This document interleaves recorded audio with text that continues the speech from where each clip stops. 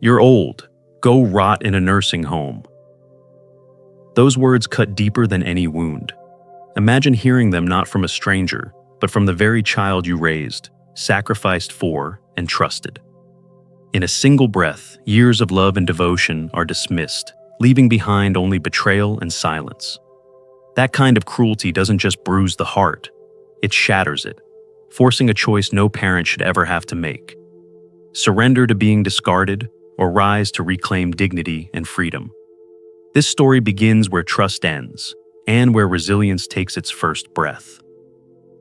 Before we dive into today's story, I recommend you hit that subscribe button and turn on the notification bell, so you never miss a new story filled with drama, resilience, and unexpected twists. If you enjoy this video, type 1 in the comments. If not, type 0 to let me know how I can make better content for you. Now, settle in, get comfortable, and maybe grab your favorite drink, because this is a tale you won't want to miss. Let's get started. The mornings in Portland have a sharpness to them, the kind of coastal chill that slips under the door no matter how tight the weather stripping is. At 68, I've grown accustomed to waking before dawn. The kettle whistles, I pour my black coffee, and I listen to the weather report on the radio. "Small craft advisory in Casco Bay," the announcer warns, though I haven't owned a boat in years. Old habits cling to me. I still look out across the harbor and check the sky as if I'll be heading out to work on the docks. I retired nearly a decade ago, after 40 years as a carpenter and dock worker.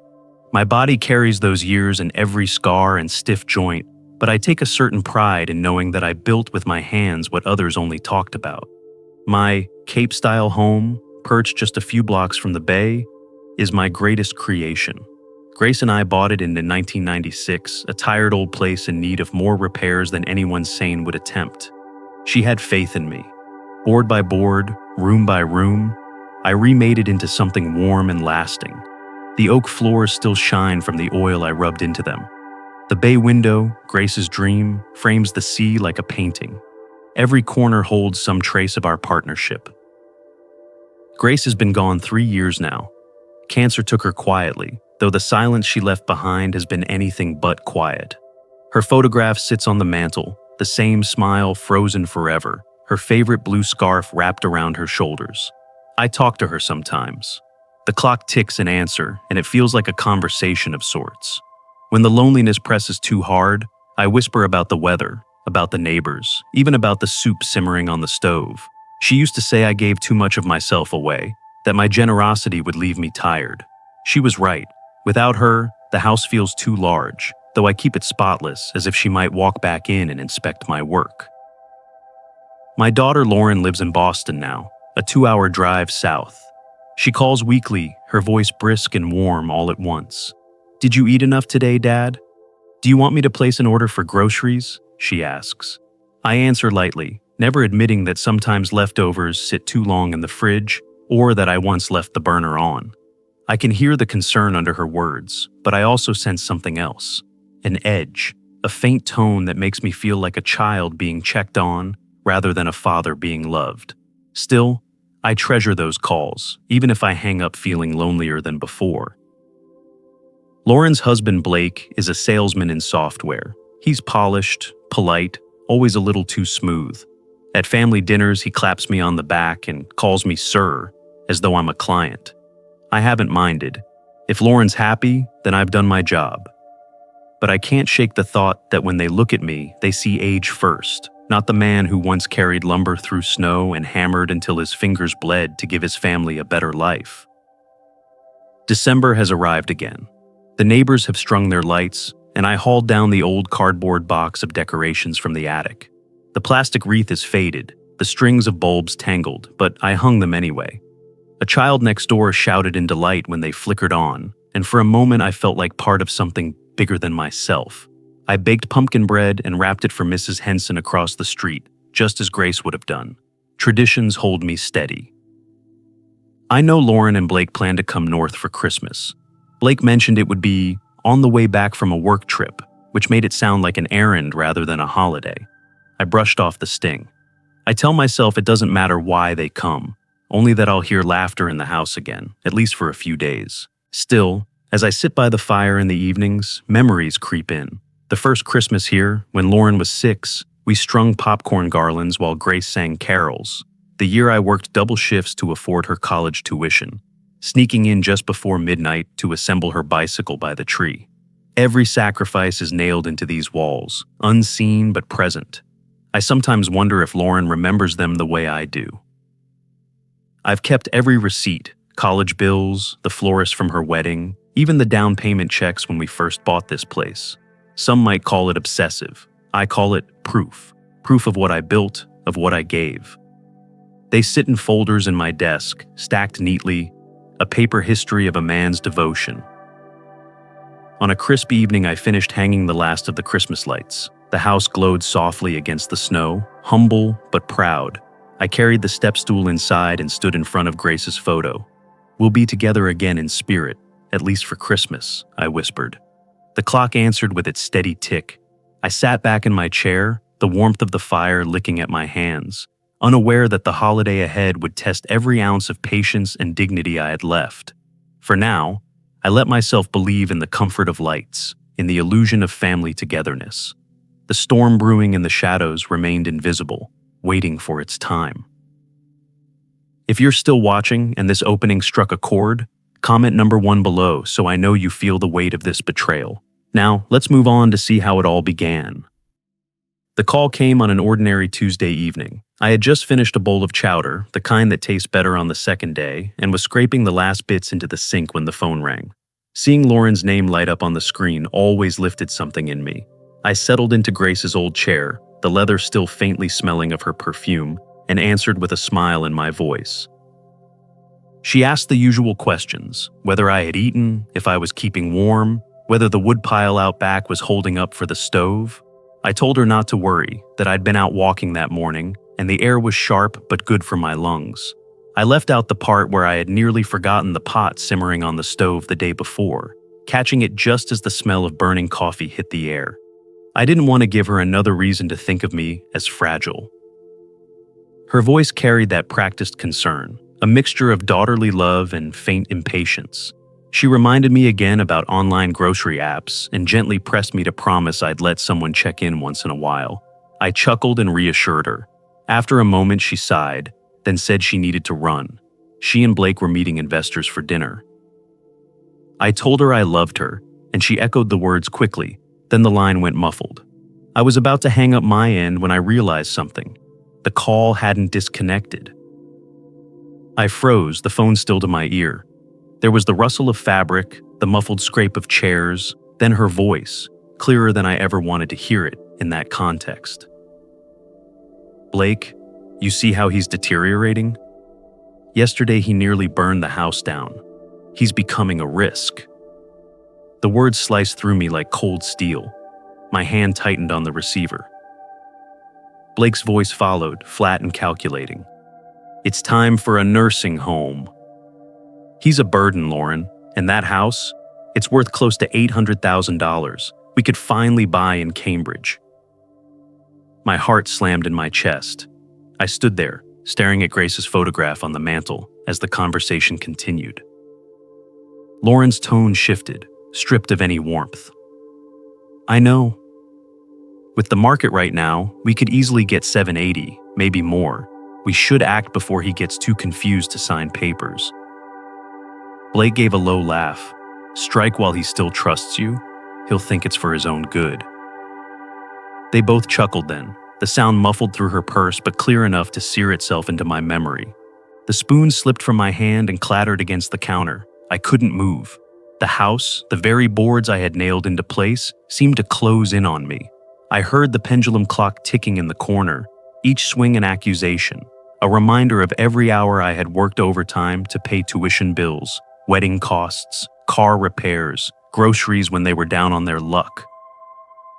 I pressed the phone to my chest, cutting off their voices, but the damage was done. I had heard enough. The weight of betrayal pressed on my shoulders until I thought I might collapse under it. For a moment, grief threatened to drown me, but beneath it, something colder and harder began to form. I walked to the desk in the corner and pulled open the drawer. Inside was a manila folder I hadn't touched in months. Receipts, tax forms, the deed to the house. My hands trembled as I unfolded the document. There it was in black and white, my name alone, written after Grace's passing. No co-signers, no liens, no legal foothold for anyone else. I stared at that piece of paper as the sting of their laughter echoed in my ears. They thought I was weak, a man too old to defend what he had built. They had already counted me out, already begun to spend the future they assumed was theirs. I laid the deed carefully back into the folder, then pulled out a small spiral notebook. On the first blank page, I wrote 3 words in block letters: lawyer, realtor, bank. I set the pen down and lit a candle beside Grace's photograph. The flame flickered, reflecting in the glass over her smiling face. I whispered into the stillness, my voice rough. I heard them, Grace. I understand now. The house seemed to exhale around me, the creak of wood and hum of the heater filling the silence. My chest no longer ached with only sorrow. It pulsed with something else, something steady and resolute. I had been generous all my life, perhaps too generous, but I wasn't helpless, not yet. I sat back in the chair, staring into the flame, and let the plan take shape in the corners of my mind. Christmas was coming. They would come smiling, expecting gratitude and compliance. Instead, they would find a man who had finally decided to protect what was his. If you're still here and sensing something darker on the horizon, type number 2 in the comments to let me know you're following. Now, let's uncover the first cracks in the story. I didn't sleep much after overhearing that call. The words circled in my head like gulls over the harbor, sharp and relentless. Every time I closed my eyes, I saw Lauren's face, my daughter, the child I had carried on my shoulders through county fairs, twisted with calculation. I saw Blake's grin, smug and greedy, as he talked about selling my house as though it were a stock option. By morning, my jaw ached from grinding my teeth, but my resolve had hardened into something like steel.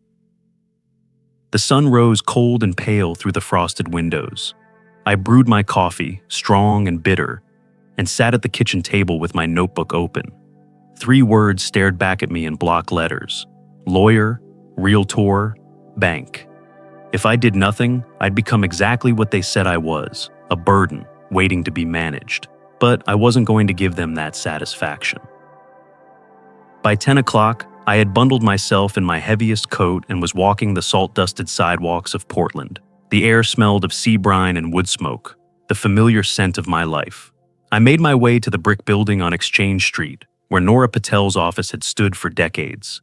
Grace and I had sat in that office once, years ago, to discuss estate planning, when her diagnosis had left us both shaken. Back then, it had felt premature. Now, it felt like destiny. The receptionist, a kindly woman with silver hair, led me into Nora's office. Nora rose from behind her desk, still as sharp-eyed as I remembered, though her hair had more gray now. "Martin Cole," she said warmly, shaking my hand. "It's been a long time." "I'm sorry again about Grace. She was a wonderful woman." I nodded, my throat tight. "She was. That's partly why I'm here. I need to talk to you about something important." We sat down, and I told her everything. The phone call, the laughter, the way my daughter had spoken about me like I was already gone. I felt heat rising in my face as I repeated Blake's words. He's a burden. Time for a nursing home. I laid the deed on her desk, the edges worn from years in my drawer, and opened my notebook to show her my plan. Nora listened without interrupting, her pen poised above her legal pad. When I finished, she tapped the deed with her finger. "Martin, let me be clear. This property is solely yours.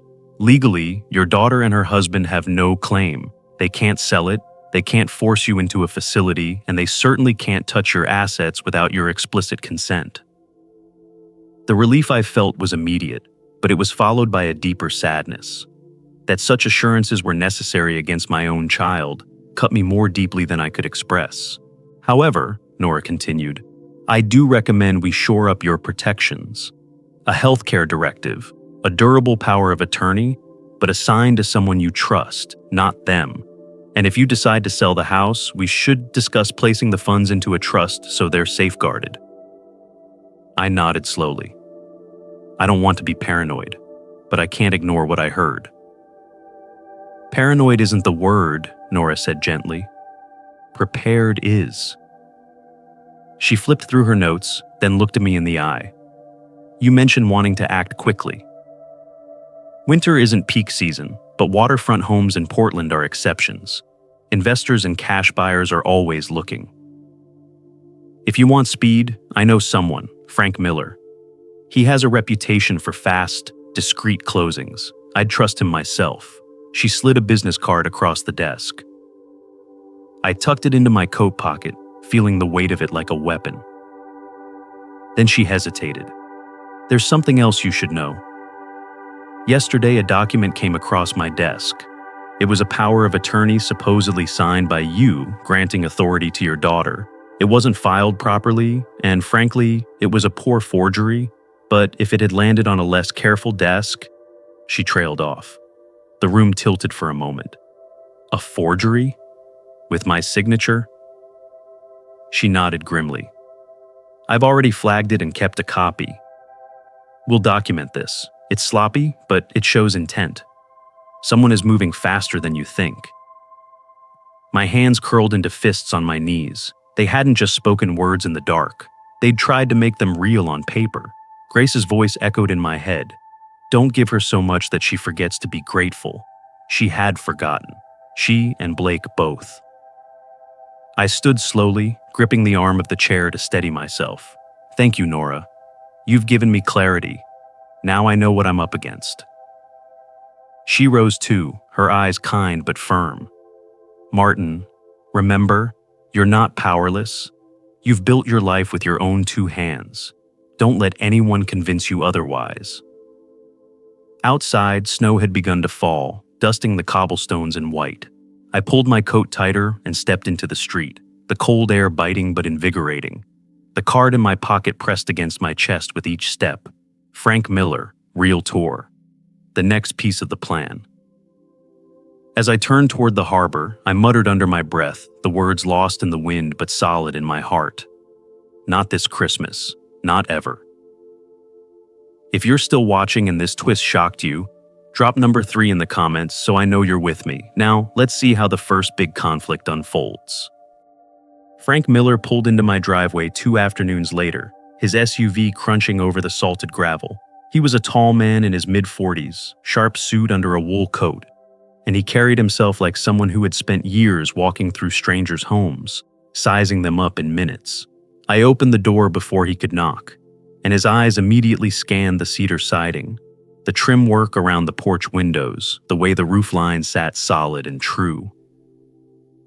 You've kept this place in remarkable condition, Mr. Cole, he said, shaking my hand with the firm grip of a man who knew deals were built on first impressions. Built it myself, I replied simply. Pride crept into my voice despite the bitterness that still lingered from Lauren's call. Inside, Frank's gaze swept over the oak floors that gleamed from decades of oil and polish. He paused by the bay window, leaning in as though to admire the way the light fell across the room. Custom? He asked. I nodded. Grace wanted somewhere to read her books. Took me 3 months of weekends, but it's solid. Frank smiled, tapping notes into his tablet. He was impressed, and I knew it. That gave me a strange sense of satisfaction, validation from a stranger, the kind my own family had forgotten to give. We sat at the dining table, and Frank pulled up comparable properties. Here's the situation, he explained. Waterfront homes like yours, original owner, well-maintained, are rare. Most sell in 7 to 12 days, some within the week, especially if we target cash buyers. I'd suggest listing at $815. Realistically, you'll close just under $800, maybe $805, and quickly. His tone was matter-of-fact, efficient, exactly what I needed. Speed is what matters, I said, leaning back in my chair. I don't need every last dollar. I just need it finished before Christmas. Frank raised his eyebrows but didn't question it. Instead, he nodded. Understood. I'll have photographers and inspectors here tomorrow. We'll move this along." The next day, inspectors arrived, polite and professional. They moved through each room, their flashlights grazing over wiring, plumbing, roof joints. One of them whistled softly in admiration. "Your father-in-law really knew what he was doing," he murmured, assuming I wasn't the owner but some relative caring for the place. I didn't correct him. Let them think what they wanted. What mattered was their report. Pristine. That evening, I boxed up Grace's china, wrapped family photos in paper, and stacked them in the spare room. The house looked emptier with each hour, yet cleaner, sharper. It was like preparing for surgery, removing the clutter so the heart of the structure could be seen. My phone buzzed around 9. A text from Lauren. "Don't worry, Dad. We'll take care of everything when we get back. Just relax." I stared at those words. Before they would have comforted me.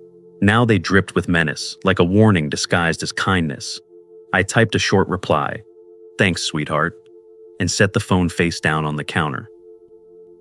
That same night, I called a locksmith I trusted from years back. We scheduled a tentative appointment to change every lock the moment the sale closed. I also booked a storage unit across town and prepaid 30 days. Lauren and Blake's few belongings still scattered in the guest room would be packed and delivered there. I didn't want them claiming I had tossed out their property. Everything would be accounted for. On Thursday, I drove into town and bought a device I'd researched carefully, a camera hidden inside what looked like a phone charger. Wi-Fi enabled, motion activated, with an app that would stream directly to my new prepaid phone. I tested it at the kitchen outlet, walking back and forth, watching my own image appear crisp and sharp on the screen. This little piece of technology would show me everything I needed when the time came.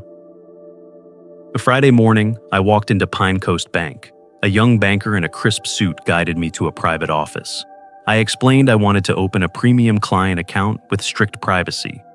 "I'll be depositing a significant sum in the near future," I told him. He didn't ask questions, only nodded and produced paperwork. Within an hour, I had a new account, a debit card, and the assurance that my funds would be protected from any curious hands. That night, back at home, I sat in front of Grace's photo. The folder of receipts and deeds lay on the table beside me, evidence of decades of labor and sacrifice. But for the first time since her passing, I felt more than grief. I felt control returning, piece by piece. This wasn't only about protecting money or property, it was about reclaiming the dignity my daughter's words had tried to strip away. Snow began to fall outside, flakes catching in the beam of the porch light. I pressed my palm against the cold window pane and whispered, "They think I'm a pawn. They'll soon learn I'm the one moving the pieces." If you're still here and realizing the tension keeps building, write number 4 in the comments to let me know you're following. Now, let's dive into the struggle that changes everything. Frank Miller's call came just as the evening news flickered onto the television. His voice carried the excitement of a man closing in on a sure deal. "Martin, the investor group I told you about is ready. They want to move fast. Cash offer, no contingencies, closing before Christmas Eve if you're willing." The words struck me with the force of a bell. Before Christmas Eve. That was less than 2 weeks away. My hand tightened around the receiver, but my voice stayed steady. "Let's do it." The next morning, a team of inspectors and contractors walked through the house. They carried clipboards and tablets, tapping the beams, testing outlets, even crouching under the staircase with flashlights. I followed at a distance, the weight of Grace's photograph in the living room, watching me like a guardian. Each man murmured admiration at the craftsmanship. "This is better than most new builds," one said, tracing his hand over the oak trim. Another whistled at the roofline, remarking how solid it was for a structure its age. Pride swelled in me, tempered only by the bitterness of why this was happening at all. By noon, Frank returned with a folder of contracts. We sat at the kitchen table where I had once balanced tuition bills and grocery receipts. Now I signed my name across documents that would sever me from the very house I had poured my life into. Each stroke of the pen felt like both a loss and a victory. Grief for what I was leaving, but triumph in knowing Lauren and Blake's scheme was slipping through their fingers. That night, I sat in the dim glow of the bay window, penning a letter to my daughter and her husband. I tried several drafts, the first too angry, the second too cold. Eventually, I found a balance. Firm, factual, but undeniably personal. I wanted them to understand exactly what they had thrown away, not only a house, but a father's trust. The next step was surveillance. I placed the disguised camera by the entryway outlet, adjusting it until the lens captured the full sweep of the door. On my phone, the app displayed a crisp image of the hall. I walked in and out, testing the motion sensor, watching myself appear on the screen like an actor rehearsing for a cruel play. When they returned, expecting gratitude and obedience, they would find only truth. But the truth was a heavy weight. As I moved through the house, packing Grace's china into boxes and wrapping the old family photo albums, memories surged. Christmas mornings when Lauren was little, the smell of pine needles, her squeals of joy as she tore open presents, Grace laughing with flour on her hands from baking cookies. Those ghosts pressed hard on me, reminding me of what had been and what could never return. Betrayal cut deeper during the holiday season, when the world glowed with cheer and my home echoed with silence. The following evening, my phone rang. It was Mrs. Atkins from across the street, her voice low and hesitant. "Martin, I thought you should know. Your daughter stopped me 2 days ago.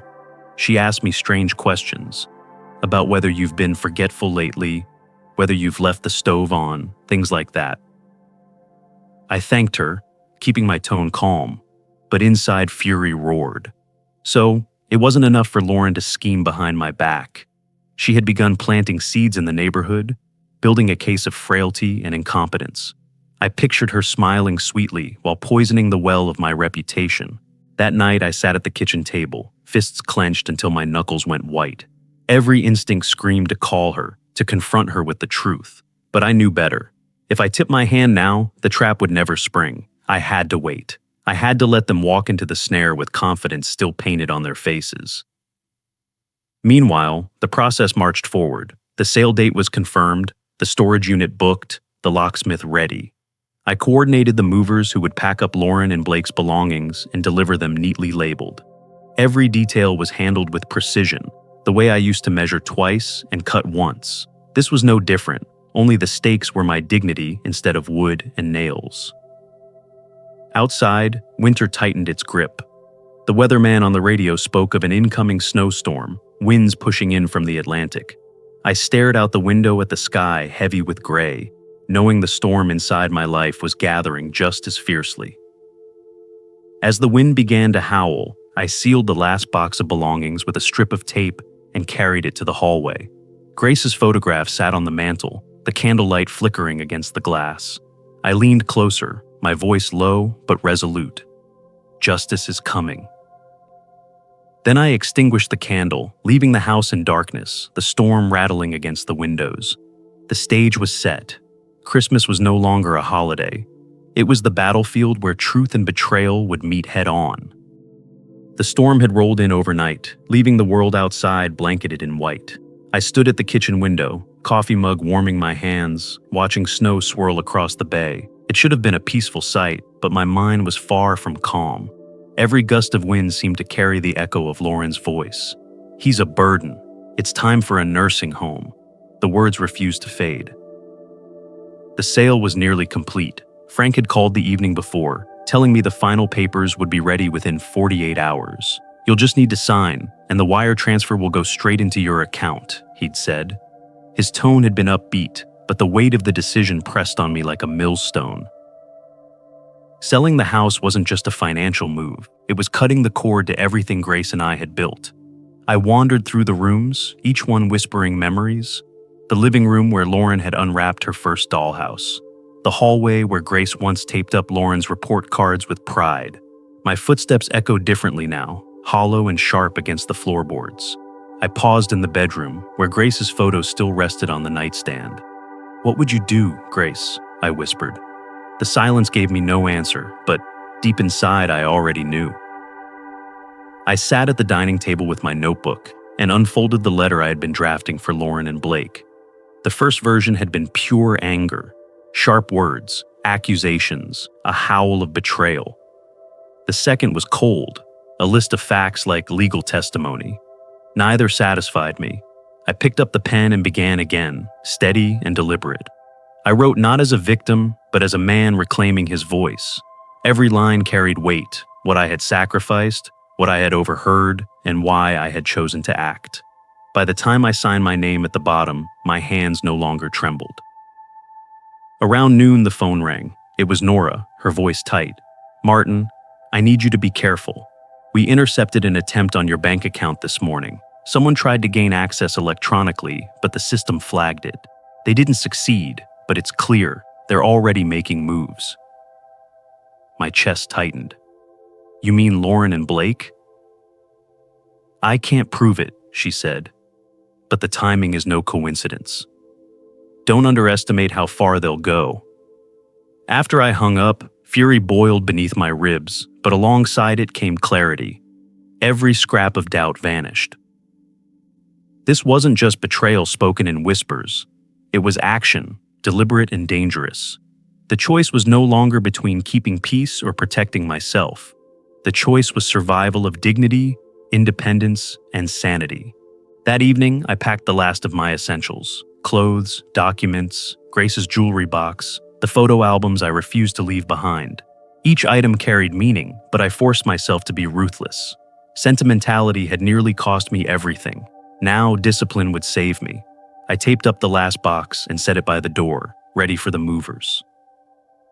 The snow outside thickened as night fell, burying the street in silence.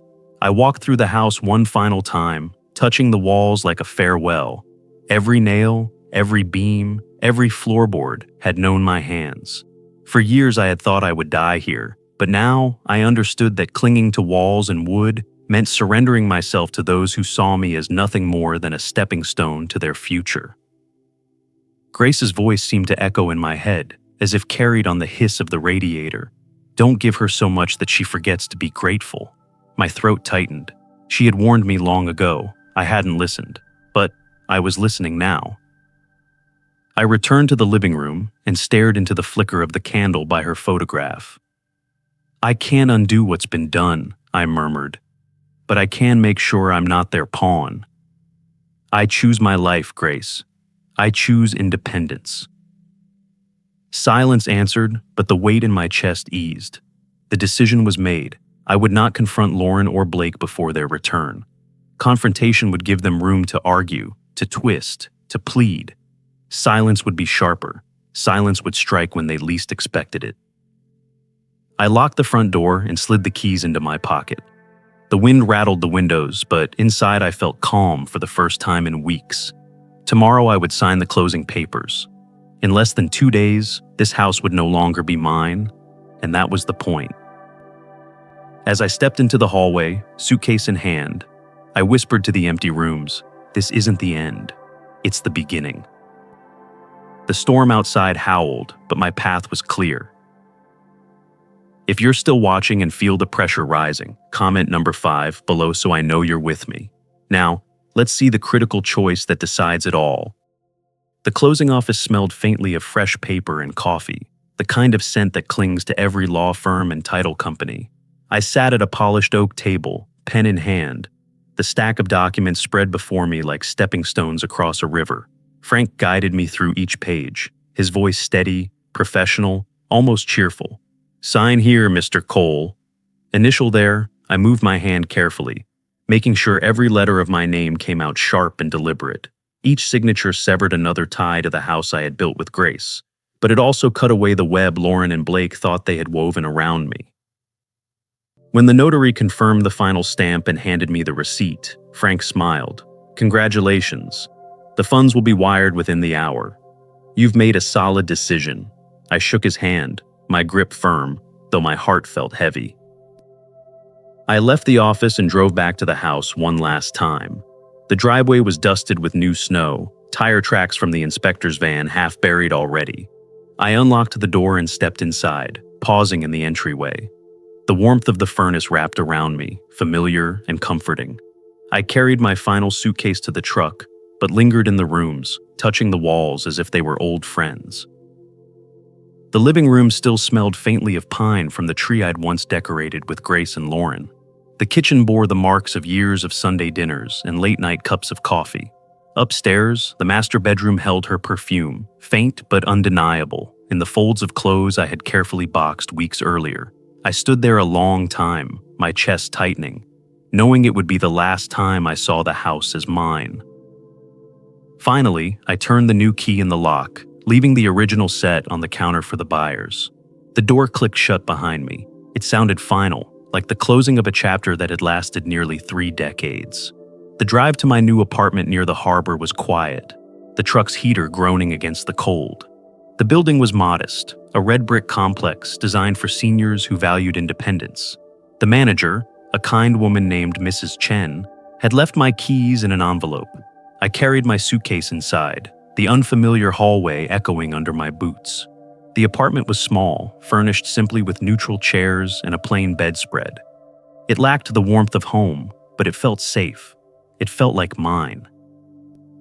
I set my things down and sat in the lone armchair by the window. Through the glass, I could see the faint outline of the harbor, fog rising off the water. It wasn't Grace's bay window. It wasn't the house I had poured myself into, but it was freedom. Freedom purchased with foresight and resolve. Pulling out my phone, I opened the camera app. The feed from the disguised charger camera flickered to life. The entryway of my old house appeared in crisp detail. The staircase, the rug, the front door. Empty now, but ready. I imagined Lauren and Blake stepping inside, confident, smiling, unaware of the storm waiting for them. My pulse quickened at the thought. The movers had already delivered their belongings to the storage unit I'd arranged. I reviewed the receipts, each box labeled and signed. No accusations could be thrown my way, not of theft, not of recklessness. Their possessions were intact, but their assumptions were gone. Later that afternoon, I met with the banker at Pine Coast Bank. He slid the confirmation sheet across the desk. "Mr. Cole, the wire transfer has cleared. Your funds are secure, and your account is under your sole authority.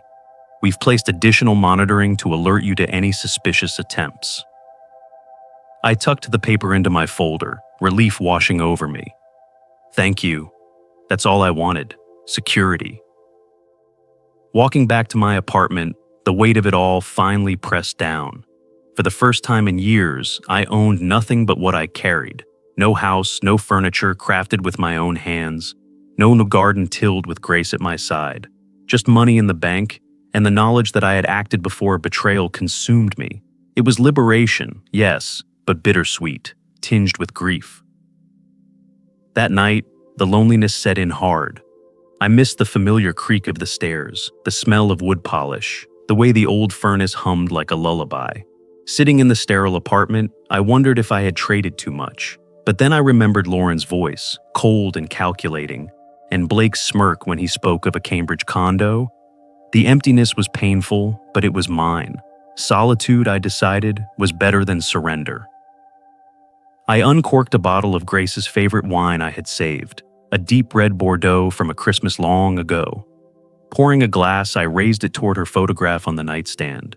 "We paid for this freedom, Grace," I whispered, "and it was worth every nail, every hour, every sacrifice."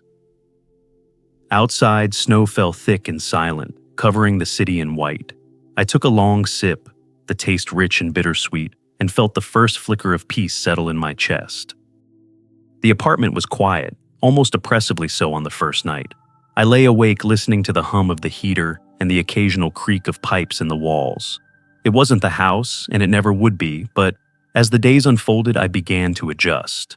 I unpacked Grace's jewelry box and set it on the dresser, placed our wedding photo beside the bed, and tucked her worn cookbook with notes scribbled in the margins on the kitchen counter. Small touches, but they gave the sterile space a heartbeat. Each morning, I forced myself into routine. I walked down to the harbor, letting the salt air sting my lungs and the crunch of snow underfoot remind me I was still alive. I stopped at a small cafe called Brews and Views, where the barista, a young woman named Sarah with streaks of purple in her hair, greeted me with a smile. At first, our conversations were light: weather, the snowstorm coming, her classes at the local community college. But in time, I found myself lingering, enjoying the easy kindness in her tone. She didn't see me as a burden, just another customer who liked his coffee strong and black. Back at the apartment, I tried to fill the hours. I read the old engineering journals I'd kept, books Grace had left unfinished, even newspapers spread out on the table the way I used to. Loneliness pressed in, but the rhythm steadied me. Solitude was still better than being someone else's pawn. One afternoon, I returned to Pine Coast Bank.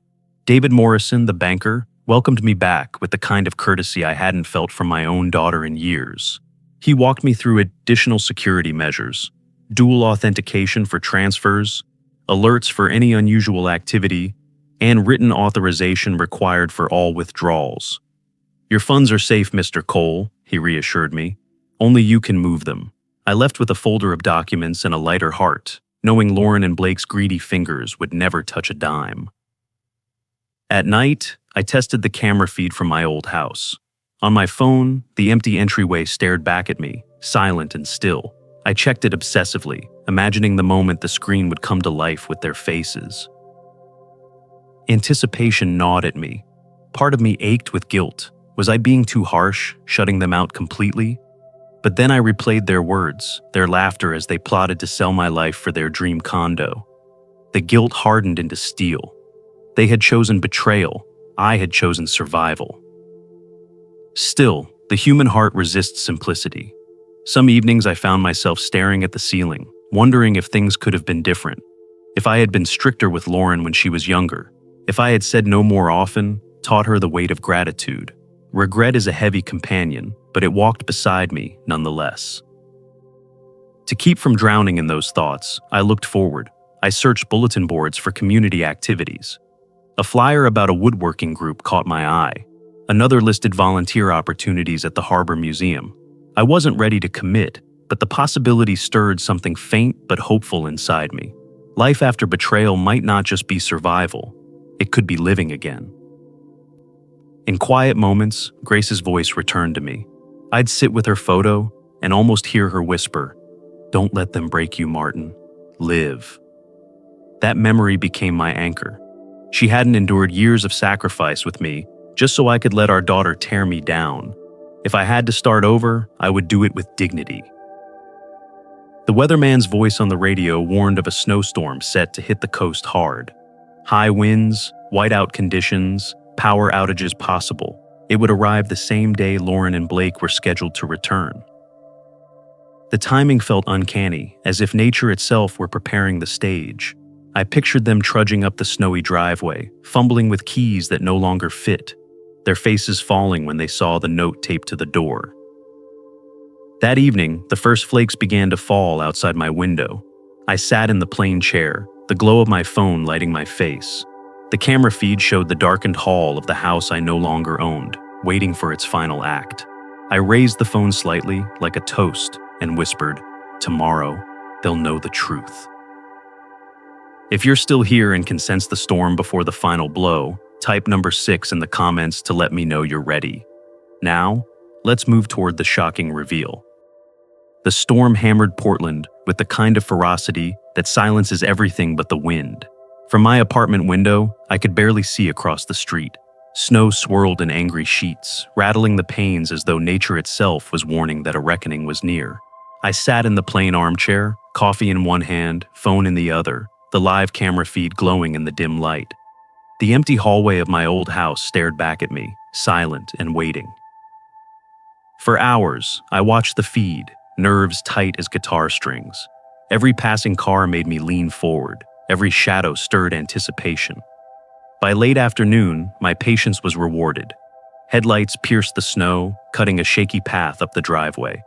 Lauren and Blake's black SUV crawled forward, windshield wipers struggling against the storm. My heart kicked hard against my ribs. The screen showed them stepping out, bundled in heavy coats. Lauren pulled her scarf tight, a practiced smile on her face even in the storm, as though the house behind that door was already hers. Blake hauled the suitcases with casual arrogance, the swagger of a man who believed his plan had worked perfectly. Lauren reached the front door first. She fished her key from her purse, inserted it, and twisted. The camera caught her frown. She tried again, jiggling, pressing harder. Her lips moved, words I couldn't hear but knew were curses. She tried once more before stepping back, confusion etched across her face. Blake pushed forward, brushing snow from his shoulders. He tried the key himself, shaking the knob. His voice carried faintly through the microphone. "What the hell? Did he change the locks?" He stormed toward the back, disappearing from view, only to return minutes later, his face dark with frustration. "Back door's locked too. Garage remote doesn't work." Lauren's panic grew. She pulled out her phone, dialing furiously. I knew she was calling the landline I had disconnected days earlier. After several rings, she stared at the screen, confusion deepening into fear. Then she saw it, the white envelope taped neatly to the inside of the glass. She tore it free, the paper rattling in her hands. The camera caught her lips moving as she read. Blake leaned over her shoulder, his jaw tightening as the words sank in. Her face shifted in stages, first confusion, then disbelief, then raw outrage. "He sold it," she gasped, her voice carrying through the microphone. "He actually sold the house." Blake snatched the letter from her and read quickly, his cheeks flushing red. "That manipulative old bastard," he spat. "He played us the whole time." Lauren's composure crumbled. Tears streaked her face, black lines of mascara smudging down her cheeks. "It was supposed to be ours, Blake. This was our future." Their voices grew louder, the storm outside nearly drowned by the storm inside. "You should have handled him better," Blake snapped. "You pushed too hard. You scared him off." "My fault," she screamed back. "You're the one who said he was a burden, who told me to move him into a nursing home. You ruined everything." They circled each other like animals, the camera capturing every bitter word. Old resentment spilled out. Blake admitted debts he hadn't revealed, money gambled away, clients lost in scandal. Lauren shrieked that she had given up years for a man who had nothing left to offer. Their partnership fractured before my eyes, each accusing the other of betrayal. And I sat there, silent, watching. I didn't laugh, I didn't cheer. Instead, a calm settled over me, heavier than the snow falling outside. Justice wasn't loud, it was quiet, inevitable, the weight of truth pressing down until lies collapsed. I poured a glass of Grace's Bordeaux, the one bottle I had carried from the house. The deep red swirled in the glass, catching the lamplight. I raised it toward her photo on the nightstand. "We did it, Grace," I whispered. "Justice is here." On the screen, Lauren sank into the armchair, sobbing into her hands. Blake paced like a caged animal, muttering curses, glaring at the letter that sealed their fate. They were broken, not by my words, but by their own greed turned back upon them. I watched a moment longer, then reached forward and closed the app. The screen went black, cutting them off. I didn't need to see more. Their downfall was complete, and my freedom was secured. Outside, the storm howled, but inside, I felt an unfamiliar peace, the weight I had carried since Grace's death, since Lauren's betrayal, lifted like fog burned away by morning sun. The house was gone, but so was the fear. I was no longer anyone's pawn, no longer a burden in someone else's story.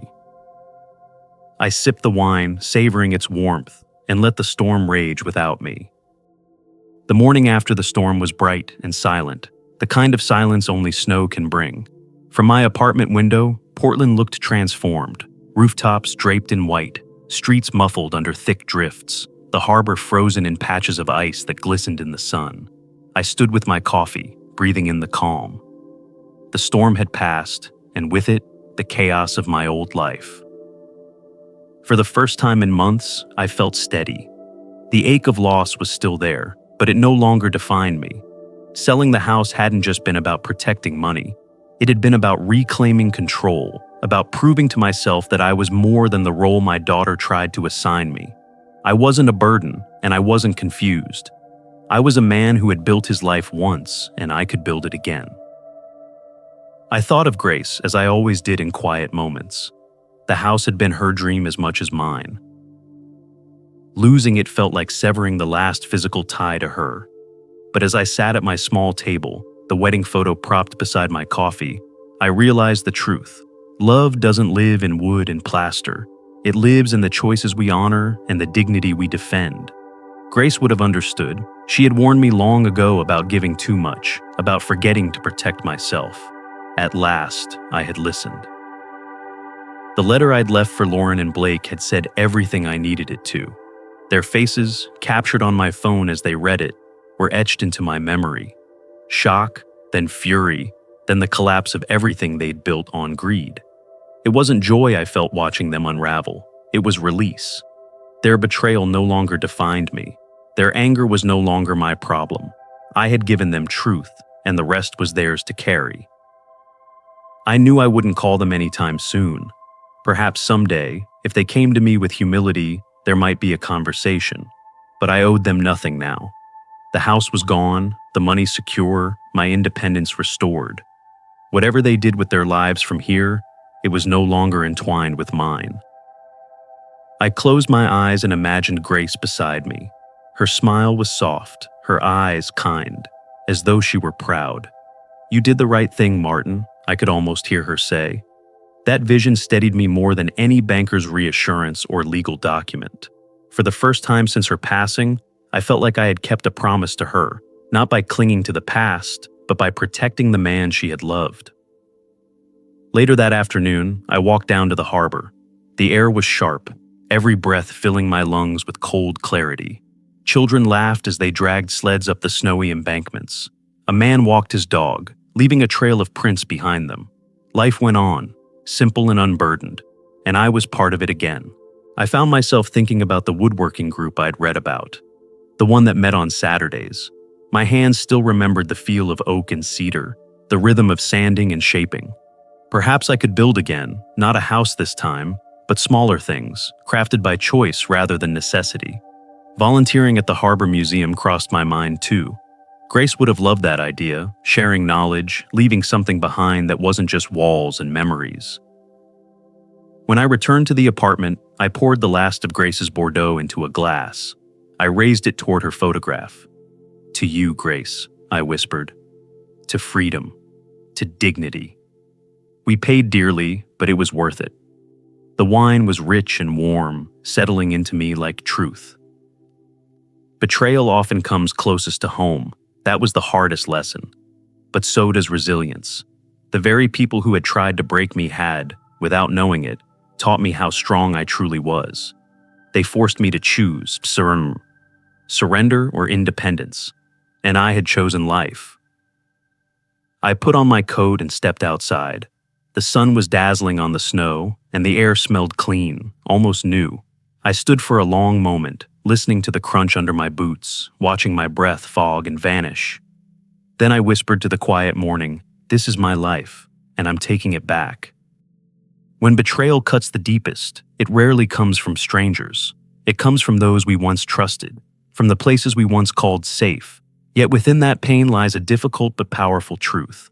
Dignity is never given, it is chosen.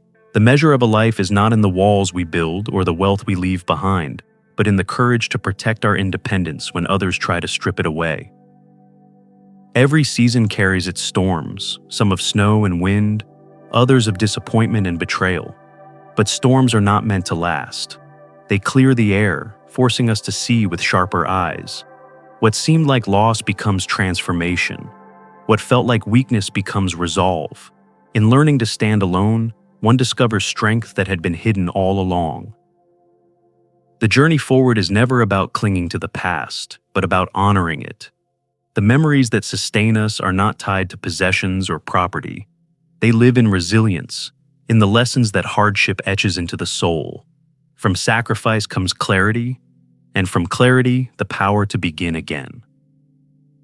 In the end, freedom is not about wealth or control. It is about living on one's own terms, refusing to be diminished by the narrow vision of others. Life demands choices, and sometimes the bravest choice is to walk away, carrying only self-respect and the promise of tomorrow.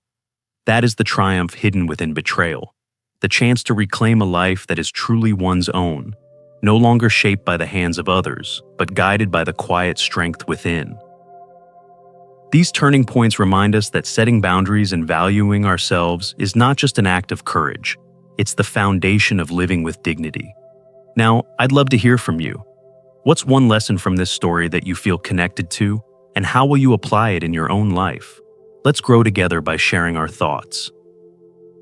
If this story resonated with you, drop a 1 in the comments. If not, feel free to leave a 0. Your feedback helps us improve. And don't forget to like, share, and subscribe for more stories that touch the heart and spark reflection. Thank you for watching, and here's to living life with strength, honesty, and authenticity.